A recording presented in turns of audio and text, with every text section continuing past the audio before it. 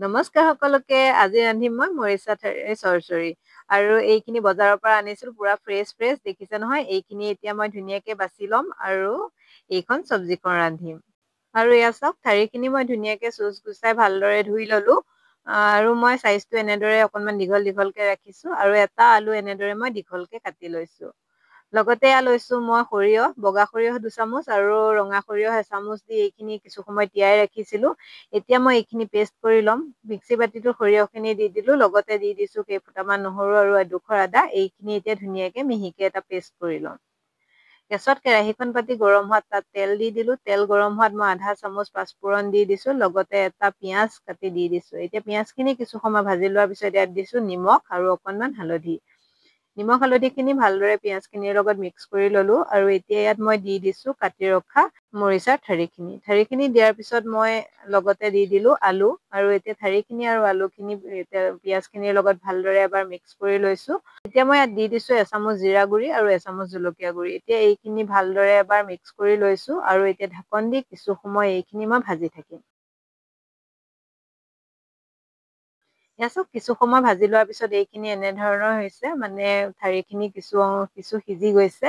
এতিয়া মই দি দিছো এটা বিলাহী। এতিয়া মই বিলাহীটো এই ঠাৰিখিনিৰ লগত ভালদৰে এবাৰ মিক্স কৰি ললো। আৰু বিলাহীখিনি জহি যোৱালৈকে এইখিনি ভাজি লম। এয়া চাওক, বিলাহীখিনি ধুনীয়াকে জহি গল আৰু ঠাৰিখিনিও কিছু সিজি গৈছে। এতিয়া মই ইয়াত দি দিম পেষ্ট কৰি ৰখা সৰিয়হ, নহৰু আৰু আদাৰ পেষ্টখিনি। ধুনীয়াকে সৰিয়হখিনি দিয়াৰ পিছত মই ভালদৰে এবাৰ ঠাৰিখিনিৰ লগত মিক্স কৰি ললো। আৰু এতিয়া এইখিনি ঢাকন দি কিছু সময় মই ভাজি ল'ম, যাতে সৰিয়হৰ ফ্লেভাৰটো ঠাৰিখিনিলৈ ধুনীয়াকে সোমাই যায়। আৰু এতিয়া কিছু সময় ভাজি লোৱাৰ পিছত ইয়াত মই দি দিছো 3টা কেঁচা জলকীয়া। কেঁচা জলকীয়া দিলে ইয়াৰ ফ্লেভাৰটো ভাল আহে, সেয়েহে অকনমান মই জলকীয়া দি দিলো। আৰু এতিয়া মই সৰিয়হৰ বাতিটো আওখালি পেলাই ইয়াত মই জোখমতে অকনমান গৰম পানী দি দিছো। পানীটো আপোনালোকৰ নিজৰ জোখমতে কম আৰু বেছি কৰিব পাৰে। যদি আপোনালোকে গ্ৰেভিকে ৰাখো বুলি ভাবে, তেতিয়াহলে অকনমান সৰহকে পানী দিব, নহলে কমকে পানী দি এইখিনি অকনমান শুকানকে ৰান্ধিব পাৰে। পানীখিনি দিয়াৰ পিছত ভালদৰে এবাৰ মিক্স কৰি ললো। আৰু এইখিনি ঢাকন দি 6 পৰা 7 মিনিট সময় মই উতলাই সিজাই ললো।